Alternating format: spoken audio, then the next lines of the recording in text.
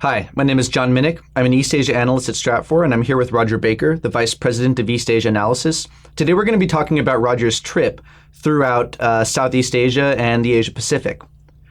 So, Rodger, you just got back from a couple of weeks traveling in Australia, the Philippines, and then on your way back to the US, you passed through Micronesia. So what I want to hear your thoughts on is sort of, with the APEC meetings happening now, what we have emerging in the Asia Pacific is sort of two, in a sense, competing visions of what the Asia Pacific ought to be. One is China-centric, one is US-centric, essentially, or one is at least Pacific-centric and China-exclusive. So in light of your travels, could you just maybe reflect a little bit on how different parts of the region experience the role of China evolving? Well, as we were over there, China certainly takes the center stage. And as Dr. Friedman wrote on his travels to Asia and Europe, China is really the dominant piece in the thoughts of most of the people in the region. But China's role there is seen both in the sense of an expanding China and questions of how to balance that expansion of what China is doing, but also a lot of concern over what happens if China slows down, reshapes its economy, reduces some of its imports, changes its role in that sense, where there's a lot of opportunity perhaps for investing or selling into China. But there's a fear in some ways that some of the explosion of Chinese investment monies into mining, into natural resources, into real estate and things of that sort could suddenly slow and really alter the pattern in these countries. So one thing I'm especially interested in is we have this image of, in some ways when we conceive of East Asia, we can think of East Asia in terms of concentric circles. This is maybe a framework to test actually, but so we have concentric circles beginning in China and then orbiting outwards, circles of economic influence, diplomatic influence, potentially increasingly military influence beginning in China. In your experiences in Australia in particular, how does that idea operate? Do the Australians is there any sense for Australians of looking to China as a source of regional leadership, or is there more of a fear or kind of paranoia in the approach to China?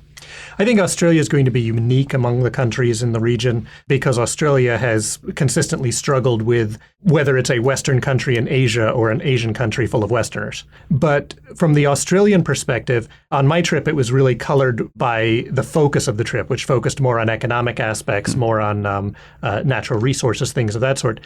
There's not a real view of China as a potential leader in the region, rather as a center of economic activity, and as the biggest impact on the way in which economic activity happens in the region, not only based on Chinese consumption, but also based on the way in which the Chinese build their connections into other countries for their investment, for the movement of Chinese money out of China, and for general trade patterns and things of that sort, which will shape what other countries are producing. So after Australia, you went to the Philippines. And the Philippines, I think, both in itself, but also the Philippines kind of as a part and maybe potentially a bellwether for what we see emerging of this idea of ASEAN coming together, not just as a loose confederation of states, but as some sense, an emerging economic community that's evolving in direct response to China's own shifts in a sense. I mean, China, the close of the Chinese housing and construction boom, this idea that China is gradually shifting towards, a new economic model where China's economy will be based on domestic consumption. That's going to have a direct impact on countries like the Philippines. What's the Philippines' attitude towards China, or are they thinking about something else? Well, the Philippines, I think, is one of the places where you most feel this pull by the two poles that you were talking about earlier in regards to reshaping the economic structure of Asia. You have the U.S. pole on the far side of the Pacific. You have the Chinese pole on the other side of the South China Sea. And those are exerting very different pressures and very different pulls on the countries in the middle, on the Southeast Asian countries, particularly archipelagic Southeast Asia, and the Philippines sitting right in the middle of all of this. So in the Philippines, there's a clear recognition of the need to continue and, in fact, expand economic relations with China. and that it's not something to escape from, it's something to embrace but to find ways to manage.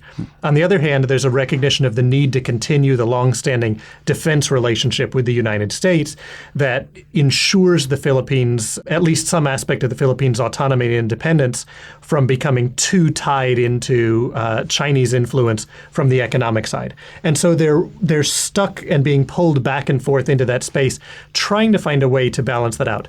They're looking at the potential of ASEAN coming together with all of the plans for ASEAN unity, changes in the trade dynamics in ASEAN, the real evolution that we've seen in ASEAN from just a discussion of trade to things like the ARF, things like the ASEAN +3, the way that ASEAN is trying to put itself as a center of the region to balance between these different competing poles, that may strengthen them and give them a way to buffer against some of these extremely strong outside forces. So then on your way back to the U.S., you passed through Micronesia. You island hopped, essentially. You could, I guess, maybe talk about that and, your experiences beginning to actually visualize these islands, how that maybe affects the way you think about these two competing poles in the Asia-Pacific region.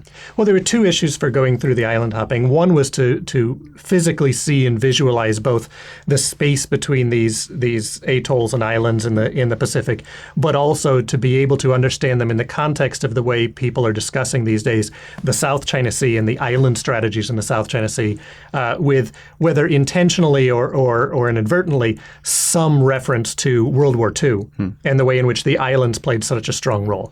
And some of the startling things that you notice is just the sheer size, even when you're talking about these very small islands through Micronesia, through the Marshall Islands, compared to what you see in the South China Sea. These are much larger. They're much more substantial. They have their own sources of fresh water. They have their own ability to supply themselves. They're a very different thing to talk about than talking about the little spaces in the South China Sea. Yeah.